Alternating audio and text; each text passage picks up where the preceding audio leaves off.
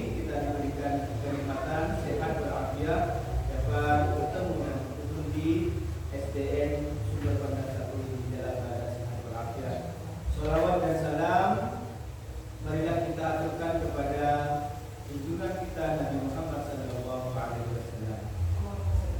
Bapak Ibu sekalian, pada hari ini Ibu Serli Krisnasari SPB selaku TGP Angkatan 10 akan melaksanakan kegiatan aksi nyata modul 4 budaya positif untuk menyebarkan pemahaman dan pengalaman penetapan budaya positif. Oleh karena itu, marilah kita buka kegiatan pada siang hari ini. Kita awali dengan bacaan basmalah bersama-sama. Bismillahirrahmanirrahim. Selanjutnya yaitu sambutan yang akan disampaikan oleh Ibu Kepala Sekolah UPTDS SDN Sumber Pandang 1 kepada Ibu Siska Anita Afriani SPD SD. Waktu dan tempat kami persilakan. Bismillahirrahmanirrahim. Assalamualaikum warahmatullahi wabarakatuh.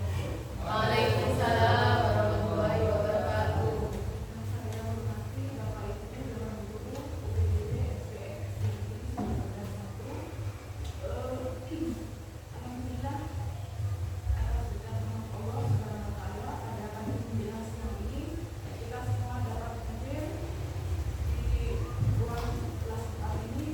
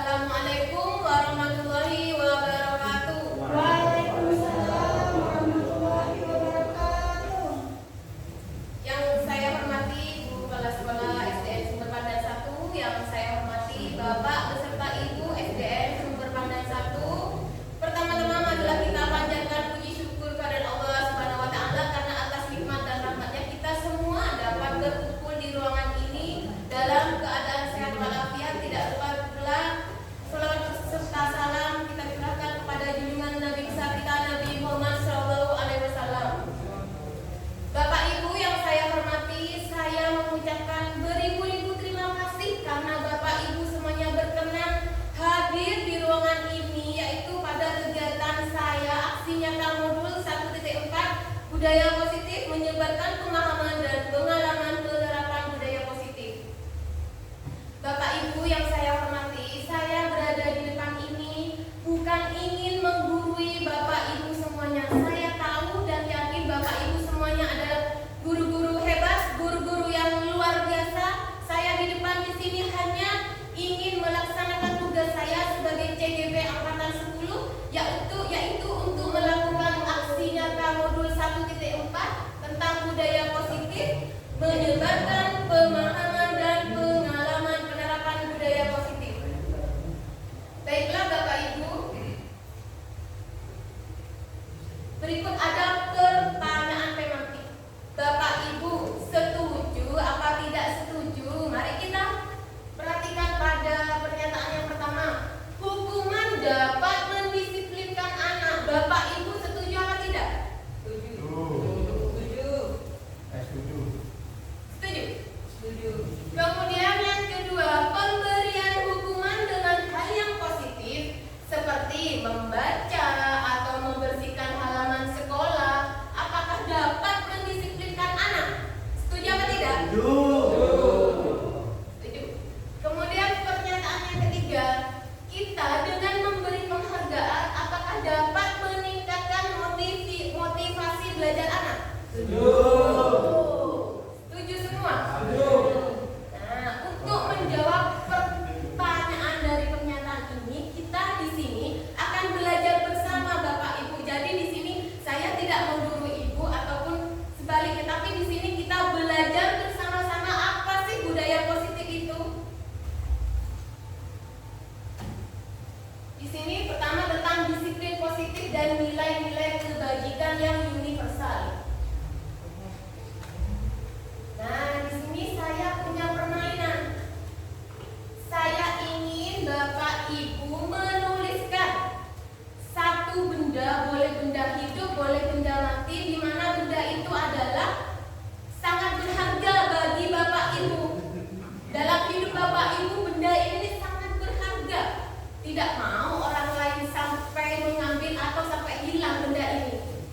Diusahakan benda yang Bapak Ibu tulis, Bapak Ibu di samping jenengan tidak boleh tahu. Siap ya? Saya bagikan sticky note dulu ini.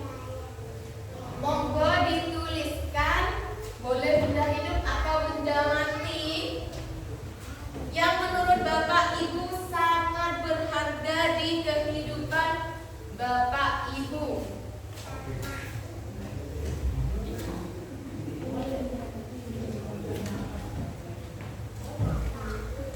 Bebas mau yang hidup atau yang mati, monggo.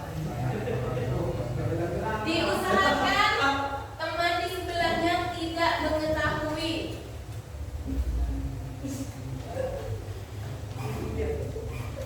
Hidup masih.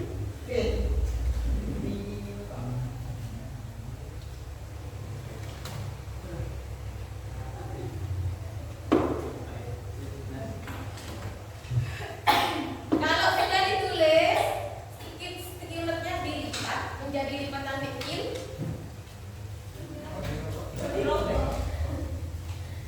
Monggo digenggam. Saya ingin dari Bapak Ibu, satu dari Ibu guru untuk ikut bermain bersama saya di depan ya. Bening, mari ke depan. Bisa dibawa itu apa benda berharganya itu. Silakan Bening mengepalkan tangannya. Kemudian satu lagi Bapak Guru. Boleh? Monggo Pak Ivan. Pak Ivan, bendanya ditaruh dulu. Yang membawa benda Ibu Guru. Tugas dari Pak Bapak Guru adalah silakan dengan cara seperti apa, boleh membujuk atau mungkin mengancam atau menghardik, merayu, menyuap, terserah Pak Guru. Bagaimana caranya Bu Guru? Bu Guru bisa sampai memberikan sesuatu yang berharga itu Pak Guru. Monggo saya kasih waktu 5 menit, silakan. Tanpa menyentuh ya. Monggo. Ini dibuka.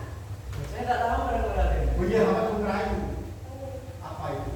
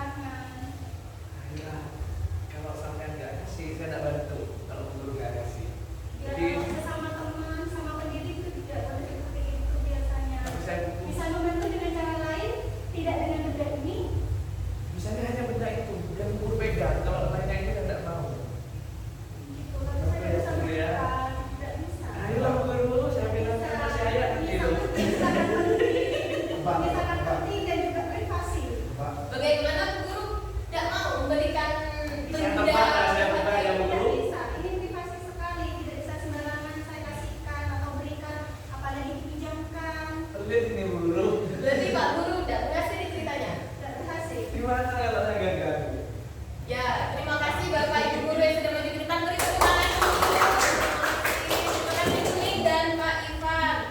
Nah, dari kegiatan kepalan tangan ini yang sudah diperagakan oleh Kuning dengan Pak Ivan, kita bisa belajar apa? Ternyata kita sebagai pendidik ya kepada anak siswa tidak bisa memaksakan apa yang kita inginkan kepada siswa. Ya, dari perubahan paradigma kegiatan kepalan tangan yang sudah dimainkan oleh Kuning dengan Pak Ivan tadi.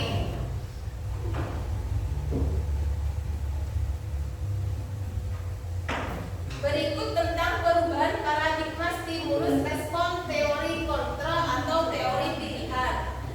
Stimulus respon biasanya kebanyakan orang itu mencoba mengubah orang agar berpandangan sama dengan kita. Padahal secara teori kontrol kita itu harus berusaha memahami pandangan orang lain tentang dunia. Jadi bukan berusaha mengubah pandangan orang lain, namun kita harus berusaha memahami pandangan orang tersebut. Kemudian pada stimulus respon, biasanya perilaku buruk itu dilihat sebagai suatu kesalahan. Namun tidak demikian dalam teori kontrol. Dalam teori kontrol itu, semua perilaku memiliki tujuan, jadi tidak ada sesuatu yang salah. Seperti itu. Kemudian dalam stimulus respon, orang lain bisa mengontrol saya. Namun pada kenyataannya hanya Anda atau saya sendiri yang bisa mengontrol diri Anda. Dan saya pun seperti itu. Saya yang hanya bisa mengontrol diri saya. Sama dengan yang berikutnya. Dalam stimulus respon, saya bisa mengontrol orang lain. Namun pada kenyataannya, pada teori kontrol, Anda tidak bisa mengontrol orang lain. Kemudian berikutnya, pada stimulus respon, pemaksaan ada pada saat rujukan gagal. Nah, seperti tadi, ketika dibujuk mulai gagal, mulai mau memaksa. Padahal dalam teori kontrol bukan seperti itu. Sebaiknya melakukan kolaborasi dengan menciptakan pilihan-pilihan baru. Kemudian dalam stimulus respon, model berpikirnya yaitu ada yang menang, ada yang kalah. Namun sebenarnya dalam teori kontrol itu model pemikirannya yaitu menang dan menang. Jadi tidak ada yang kalah.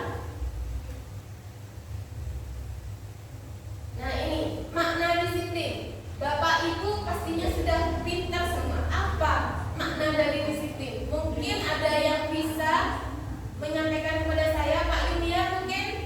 Menurut Pak Yunia, disiplin itu apa, Pak? Ya, kalau sesuai perempuan ini bahasanya pasti beta. Privasi. Kalau mereka kan bisa di luar sudah di make up. Ya, menurut Pak Joni, disiplin itu apa, Bapak? Disiplin itu termasuk suatu pekerjaan atau melakukan sesuatu sesuai dengan apa yang sudah ditentukan. Itu disiplin. Menurut saya. Ya, ya. Misalkan jam 1 harus capek, ya selamanya waktu jam itu kita nyampe, itu disiplin. Tidak kurang, tidak lebih. Disiplinnya berarti pada diri sendiri. Itu disiplin. Ya, terima kasih Pak Yunia dan Pak Joni. Berikut adalah makna dari disiplin. Ternyata disiplin itu berasal dari bahasa Latin. Ya, bahasa Latin disiplina yang artinya belajar. Disiplin diri itu membuat orang menggali potensinya menuju sebuah tujuan. Apa yang dia hargai. Namun kenyataannya dalam budaya kita makna kata disiplin itu berubah, Bapak Ibu. Ternyata di kita yang sudah membudaya disiplin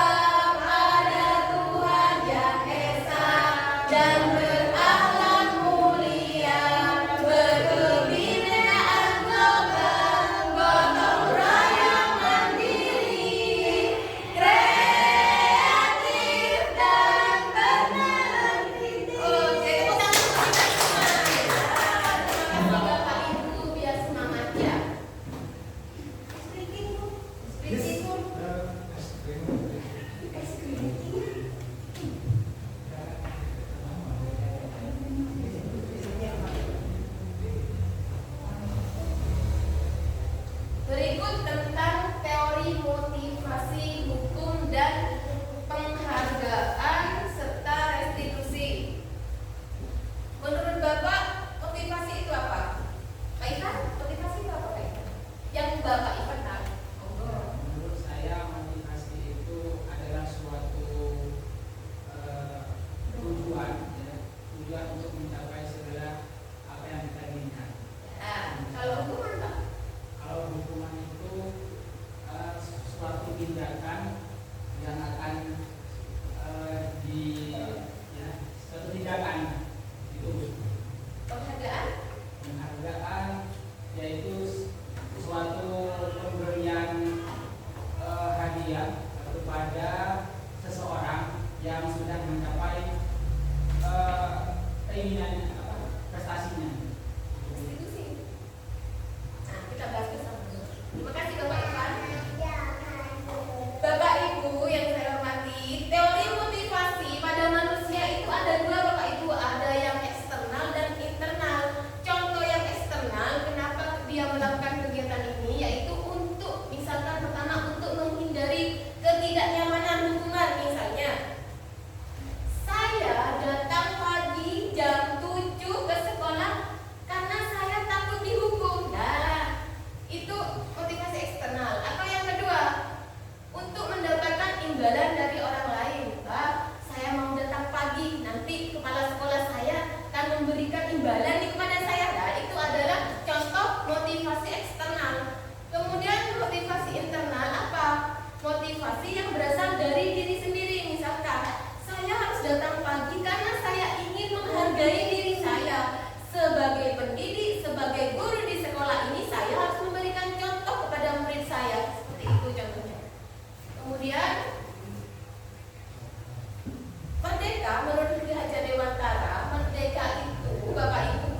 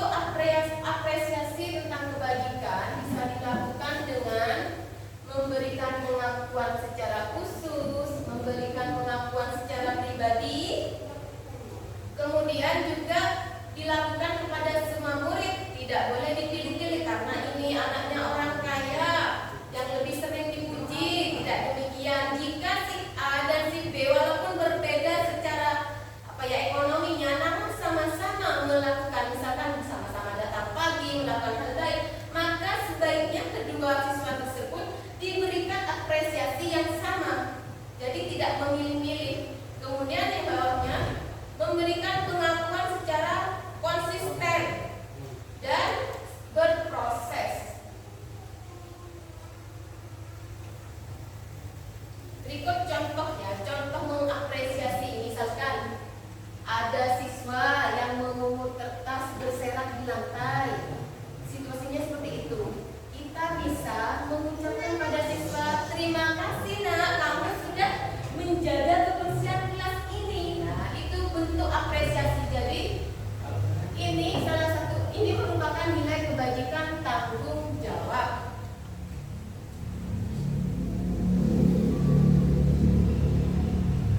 Bapak Ibu, mari kita lihat di layar, ada tindakan guru. Bapak Ibu, apakah termasuk hukuman atau konsekuensi? Monggo nomor 1 Bu Laili, dibaca Bu Laili. Mencatat 100 kali di dalam buku kalimat, saya tidak akan terlambat lagi karena terlambat di sekolah. Menurut Bu Laili itu termasuk hukuman apa konsekuensi Bu Guru? Konsekuensi. Kemudian Bapak Ivan, monggo nomor 2 dibaca Pak. Aku mengelilingi lapangan basket 2 kali karena terlambat hadir di sekolah. Termasuk apa Bapak? Hukuman. Hukuman. Monggo nomor 3 Bupati, yang keras Bupati. Murid diminta untuk push up 15 kali karena tidak menggunakan masker ke sekolah. Termasuk. Itu termasuk hukuman. Monggo Pak Ivan, nomor 4. Menggantikan kertas tugas rumah yang telah dicoret-coret, termasuk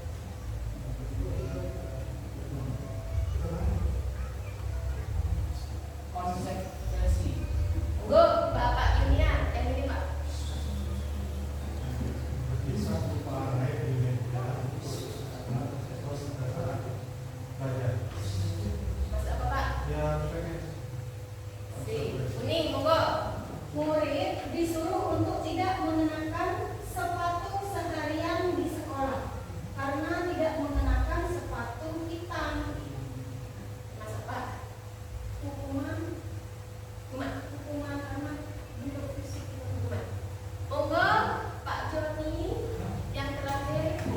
Kali mengelilingi lapangan basket 2 kali karena terlambat 10 menit untuk melakukan PJ. Nah, hukuman itu.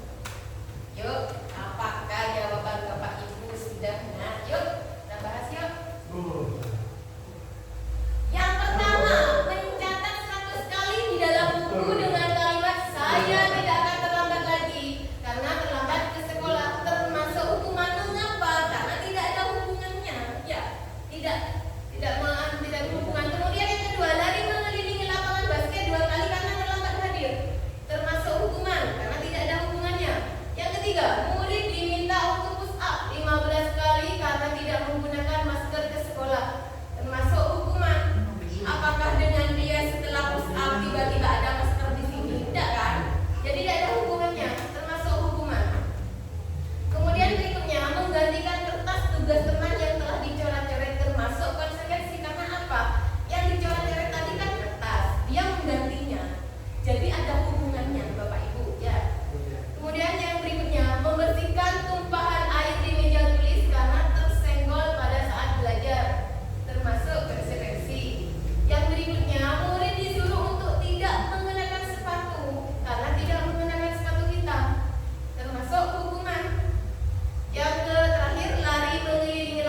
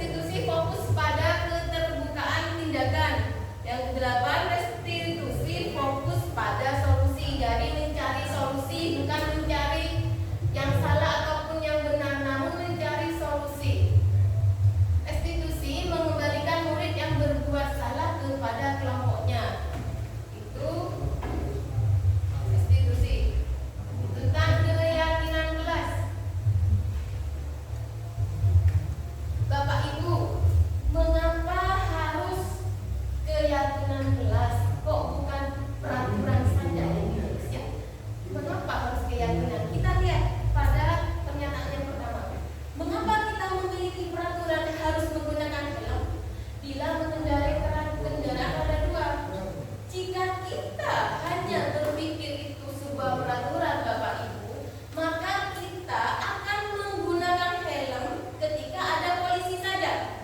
Namun ketika kita memiliki keyakinan misalnya, aku kalau mengendarai roda 2 dan aku menggunakan helm, aku akan lebih aman dan lebih selamat di jalan. Dia punya keyakinan seperti itu. Jadi ketika tidak ada polisi, dia akan tetap menggunakan helm itu. Seperti itu. Itu perbedaan peraturan dan keyakinan. Kemudian yang kedua, mengapa kita memiliki peraturan 3M? Menggunakan masker, mencuci tangan, dan menjaga jarak 1,5 meter. Jika kita hanya berpatokan pada peraturan, maka ketika kita akan bertemu dengan orang, kita akan menggunakan masker, hanya patuh pada peraturan saja. Namun ketika kita memiliki keyakinan, aku harus menghargai tubuhku agar tetap sehat, dan aku harus menghargai kesehatan orang lain. Aku tidak mau orang lain sakit, aku pun tidak mau aku sakit. Kita memiliki keyakinan, maka sekalipun peraturan itu dihapus Bapak Ibu, kita tetap akan menggunakan masker itu. Itulah perbedaannya ya. Kemudian yang ketiga, mengapa kita memiliki peraturan harus datang tepat waktu pada saat mengikuti pelatihan? Ketika kita hanya berpatokan pada peraturan, maka kita tepat waktunya karena takut pada peraturan tersebut, mengikuti pelatihan pada tepat waktu. Namun ketika kita memiliki keyakinan, aku harus menghargai, misalkan, aku harus menghargai pemateri dalam pelatihan itu, aku harus datang tepat waktu karena ada sifat menghargai. Dan itu merupakan keyakinan. Jadi ya itu tadi, mengapa harus keyakinan? Ya, bukan peraturan, karena keyakinan lebih dari dalam diri.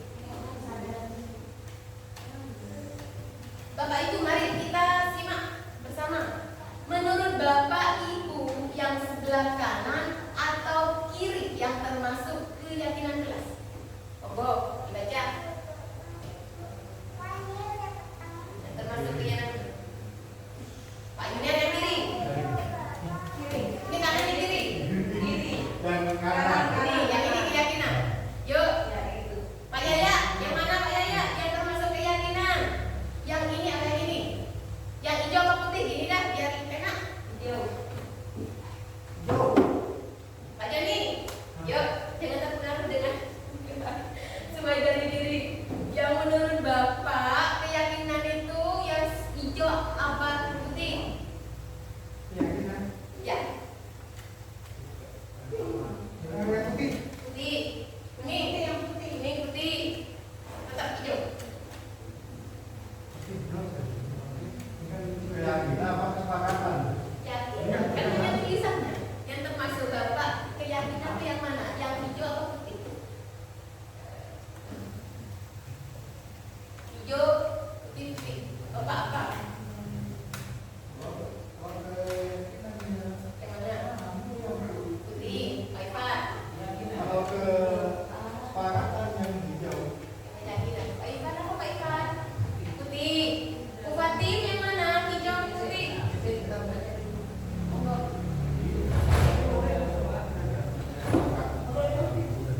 Sabun. Putih. Putih. Kalau keyakinan. Pak Ivan. Putih. Putih. Gulai. Hijau. Hijau. Ya, perbedaan. Mungkin Bu KS. Menurut Ibu yang keyakinan hijau apa putih, Bu? Yang putih. Putih. Kita lihat ya Bapak Ibu, keyakinan itu kan dari sini ya. Kita lihat dari sebelah sini.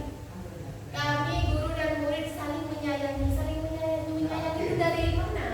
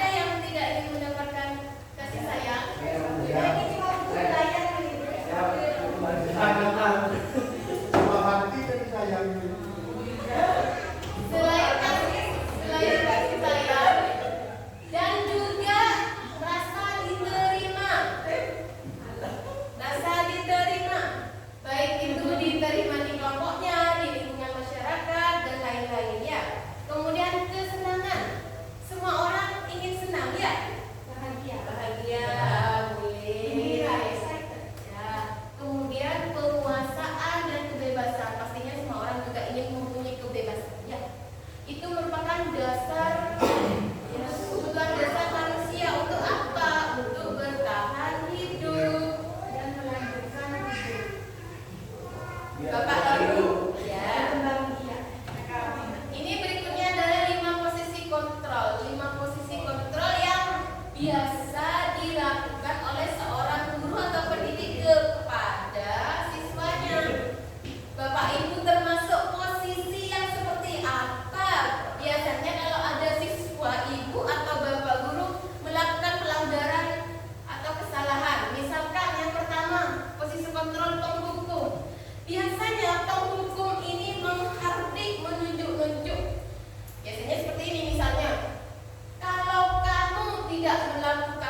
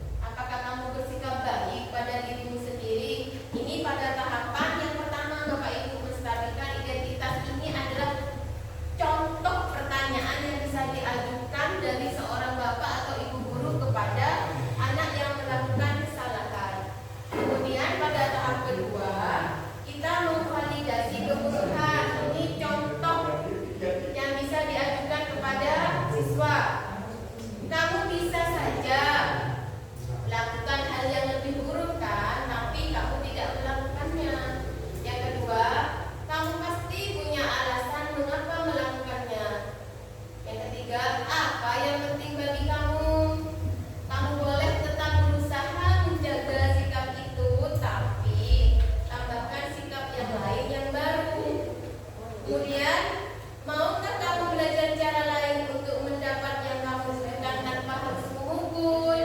Yang selanjutnya, apakah kamu bisa melakukan dengan lebih baik besok lagi? Ya. Kemudian pada tahapan yang terakhir, yaitu menanyakan keyakinan. Contoh pertanyaannya, apa nilai yang kita percaya di kelas atau di sekolah kita? Nilai-nilai universal apa yang telah kita sepakati? Kelas yang ideal itu seperti apa sih? Kemudian, kamu ingin jadi anak seperti apa? Apa yang kamu rasakan ketika kamu melakukan itu? Kamu akan menjadi orang seperti apa? Itu contoh pertanyaan yang bisa disampaikan oleh Bapak Ibu ketika melakukan segitiga restitusi pada tahap menanyakan keyakinan.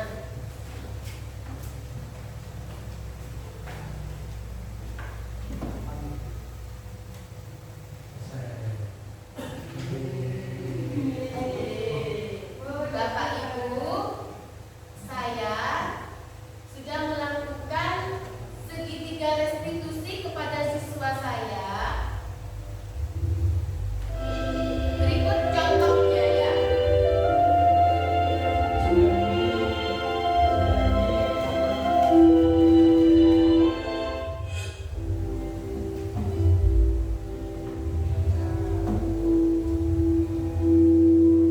Nah, ini seperti yang sudah disampaikan tadi, restitusi itu adalah proses menciptakan kondisi bagi murid untuk memperbaiki kesalahan mereka agar bisa kembali kepada kelompok mereka dengan karakter yang lebih kuat. Ya.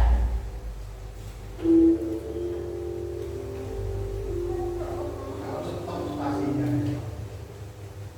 Restitusi membantu murid menjadi lebih memiliki tujuan, Bapak Ibu, disiplin positif dan memulihkan dirinya setelah berbuat salah. Restitusi itu bukan untuk menembus kesalahan, namun untuk belajar dari kesalahan.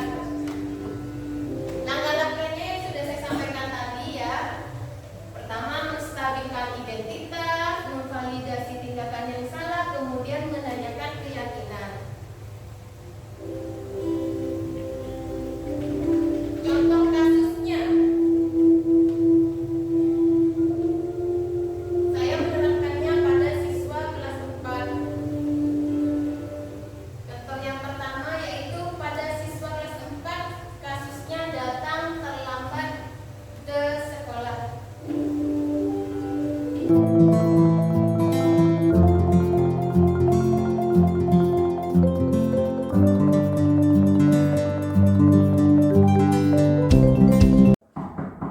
Assalamualaikum Bu. Waalaikumsalam, mari Rangga masuk. Silakan duduk. Duduk. Rangga, apakah Rangga tahu kenapa Bu Guru memanggil Rangga ke sini? Tahu Bu, Hari ini apa yang sudah Rangga lakukan? datang terlambat ke sekolah Bu. Sudah berapa kali Rangga datang terlambat? 2 kali Bu. Kira-kira apa yang membuat Rangga datang terlambat? Tidur larut malam dan bermain game Bu. Jam berapa Rangga tidur malamnya? Jam 11 Bu. Main game apa? FF Bu.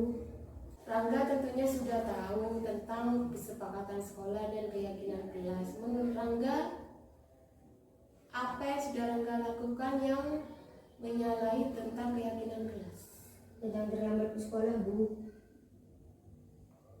Seharusnya datang ke sekolah jam berapa Rangga? Sebelum jam 7 Bu. Nah, untuk hari ini Rangga datang ke sekolah jam berapa? Jam 7:15 Bu.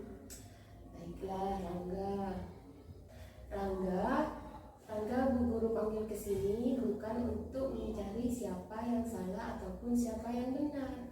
Tapi Rangga, Bu Guru panggil ke sini untuk mencari solusi atas permasalahannya Rangga datang terlambat ke sekolah.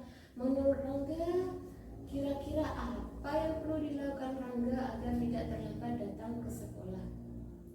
Tidak tidur larut malam, tidak bermain game dan berusaha bangun lebih pagi. Iya. Untuk bangun lebih pagi, kira-kira apa yang harus dilakukan Rangga? memasang alarm, meminta tolong kepada orang tua agar membangunkan saya. Apakah Rangga yakin bisa melakukan hal baik itu? Saya akan berusaha, Bu. Rangga akan berusaha melakukannya mulai kapan? Besok, Bu. Yakin. Yakin, Bu.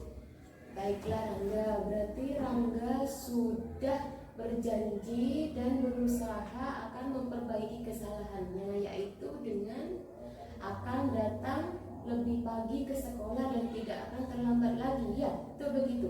Betul, Bu. Baiklah, besok Bu Guru akan menyambut Rangga datang ke sekolah pagi dan tidak terlambat datang ke sekolah. Ibu doakan semoga Rangga akan terus berubah ke arah yang lebih baik lagi. Ya, Rangga? Ya, Bu. Baiklah, terima kasih Rangga. Silakan bisa kembali ke kelasnya. Assalamualaikum warahmatullahi wabarakatuh.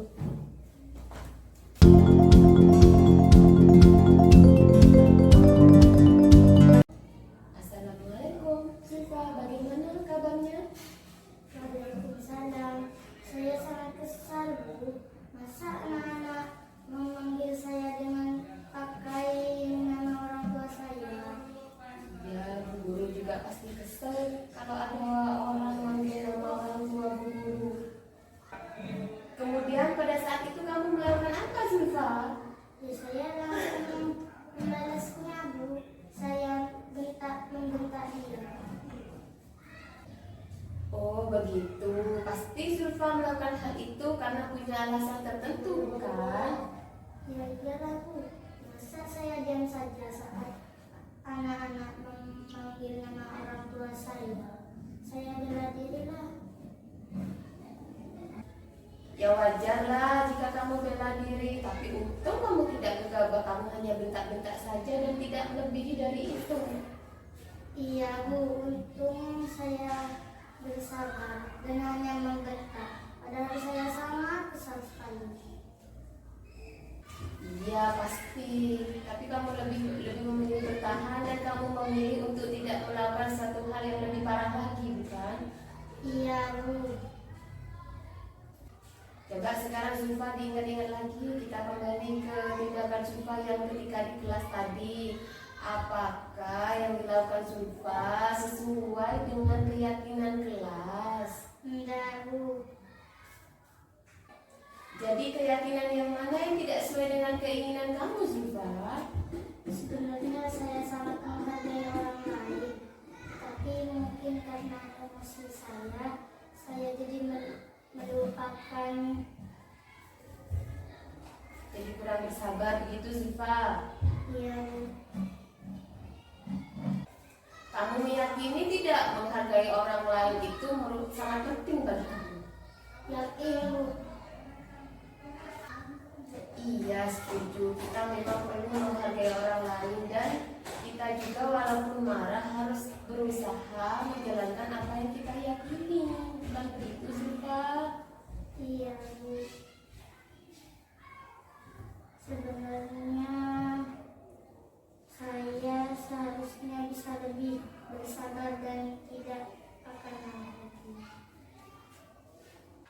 Kira-kira Zulfa bersedia tidak memperbaiki masalah ini? Bersedia, Bu. Kalau kamu memperbaiki masalah ini, kamu bakal menjadi orang seperti apa? Saya akan menjadi orang yang sabar dan pemaaf. Menurut Zulfa, bagaimana menjadi orang yang seperti Zulfa sebutkan tadi? Kayaknya Mang Bang bisa menjadi orang yang sabar dan pemaaf. Baiklah kalau begitu, ayo kita pikirkan bersama bagaimana mencari solusi tentang masalah ini. Kalau menurut Zulfa, kira-kira apa yang harus Zulfa lakukan? Saya harus segera minta maaf kepada teman yang sudah saya bentak tadi. Dan saya berjanji tidak akan mengulangi perbuatan saya lagi. Ya, Bu Guru setuju. Itu bagus sekali, Zulfa. Mulai kapan Zulfa akan melakukan hal baik itu? Setelah dari sini, Bu. Yakin? Yakin, Bu. Berarti Zulfa sudah berusaha dan berjanji akan memperbaiki kesalahan Zulfa hari ini, ya. Baiklah, Bu Guru tunggu kabar dari Zulfa bahwasanya sudah meminta maaf kepada temannya yang dibentak-bentak tadi, ya. Bu Guru doakan semoga Zulfa kedepannya akhlaknya semakin baik lagi, ya. Baiklah, terima kasih Zulfa. Zulfa boleh kembali ke kelas lagi.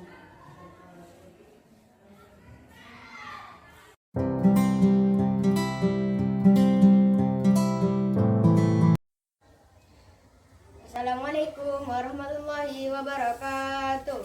Nama saya Rangga. Saya siswa kelas 4 SDN Sumber Pandan 1. Hari ini saya senang sekali walaupun saya datang terlambat ke sekolah. Saya tidak dimarahi oleh Bu Guru, tetapi saya diajak mencari solusi agar saya tidak datang terlambat ke sekolah lagi. Assalamualaikum warahmatullahi wabarakatuh. Assalamualaikum warahmatullahi wabarakatuh. Saya Zulfa dari kelas 4 SDN Sumber Pandan 1. Hari ini saya sangat senang sekali karena meskipun saya melakukan kesalahan, saya tidak dimarahi, melainkan dinasehati dan saya mencari solusi bersama. Terima kasih. Wassalamualaikum warahmatullahi wabarakatuh.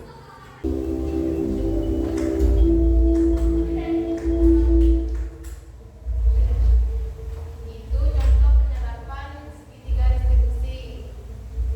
Kemudian berikut adalah ketika membentuk keyakinan kelas Bapak Ibu. Yang pertama, saya menyampaikan konsep tentang keyakinan kelas. Assalamualaikum warahmatullahi wabarakatuh.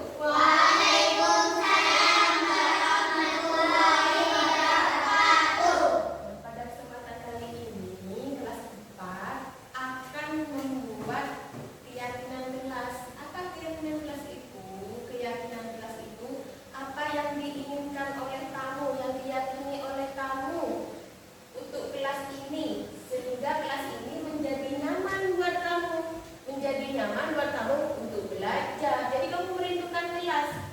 Jadi sebentar lagi kita akan membuat keyakinan kelas, di mana keyakinan kelas itu berasal dari diri kamu sendiri yang diinginkan. Oh, aku tuh ingin kelasnya bersih, misalnya. Kenapa kok bersih? Oh, karena kalau kelasnya bersih, aku enak belajarnya. Seperti itu contohnya itu, ya. Jadi keyakinan kelas itu dari kamu sendiri, ya. Yang kamu inginkan, oh aku ingin kelas itu Bu Guru. Sesama teman itu tidak boleh tengkar-tengkaran, biar enak ketika pelajaran, ketika aku mengerjakan pekerjaan di kelas, ada tugas, aku tuh enak, senang bersama teman-teman. Apalagi ada tugas kelompok, kalau belajar berteman kan enak Bu Guru, misalkan seperti itu, ya. Ada yang mau bertanya tentang keyakinan kelas? Jadi keyakinan kelas itu nanti menuju ke kelas yang kamu impikan, anak-anak. Ya, bisa dibayangkan nggak? Oh, aku ingin kelas seperti apa? Jadi biar belajarnya kamu di kelas itu enaknya, nyaman, bersih, betah juga. Ya, tidak keburu mau pulang. Aku tuh senang di kelas ini, gitu loh. Ya, jadi gimana? Yuk kita bersama-sama, Bu Guru sama kalian semuanya, ya teman. Nih kelas 4 bersama-sama. Yuk kita buat kelas kita nyaman. Yuk biar kita belajarnya di kelas tuh senang. Tidak ada hari titik-titik lagi. Karena aku rindu kelas. Aku rindu teman-temanku. Teman-temanku tuh baik-baik. Ya, seperti itu anak-anak. Paham ya? Paham. Nah, caranya kalian, apa yang kalian inginkan untuk apa? Untuk menciptakan kelas impian, kelas yang membuat yang diinginkan kalian. Nah, tulis dulu di sini, ya, keyakinan kelas, ya. Bu Guru bagi satu-satu ini, ya. Boleh kamu isinya berapa? Oh, aku ini. Boleh, ya. Nih. Ditulis sini. Yuk. Tulis juga, yuk.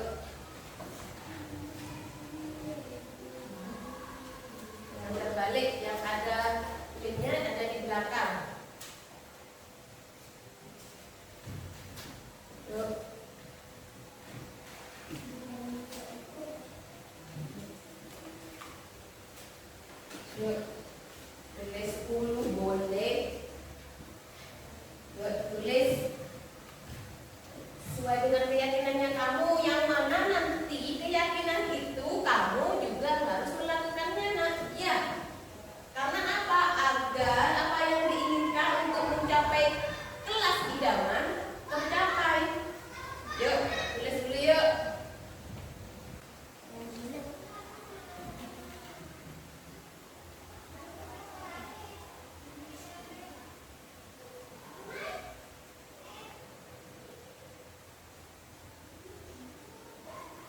Yuk, ditulis kelas impian yang diinginkan. Ingin apa?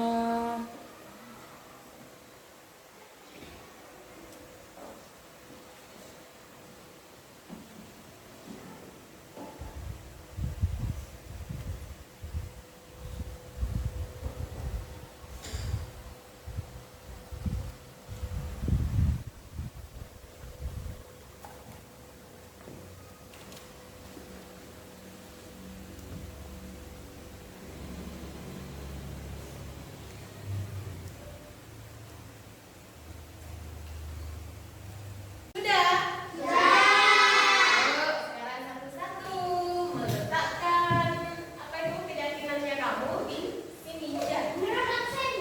Boleh, yuk dari keselan dulu yuk. Yuk mas. Yuk, tempel keyakinannya. Dari sini dulu biar rapi. Tempel ini nak. Nah, pinter. Yuk, nah ini. Yang rapi, nempelnya.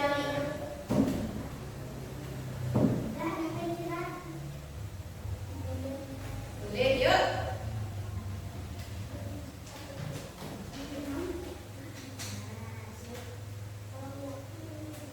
Iya, yuk.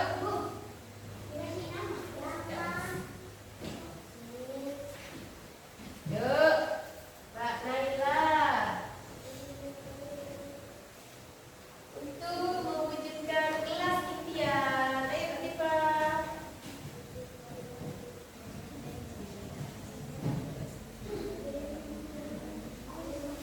Yuk, Mas Rangga.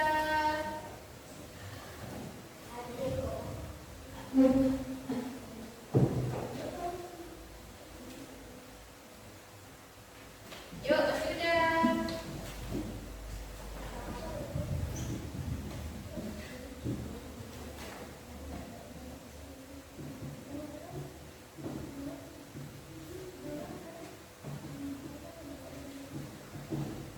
Yuk, yuk, yuk, yuk. Mbak Eja. Yuk, Mbak.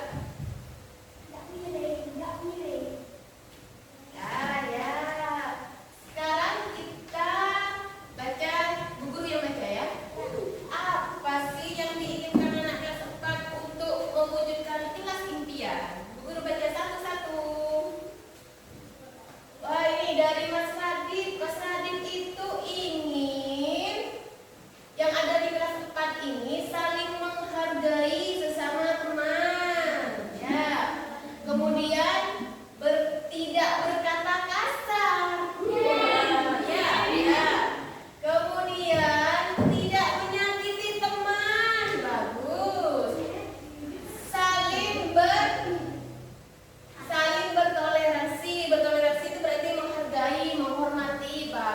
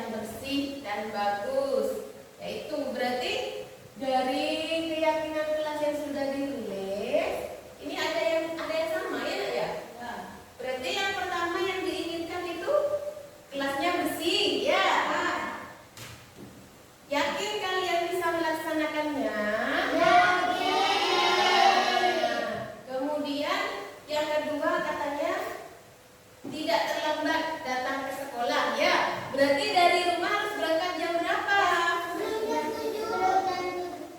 Yakin bisa melaksanakannya kelas 4? Yakin? Dua sudah ya? Dua. Kemudian apa lagi? Mengerjakan tugas waktu. Bersih. Tepat waktu.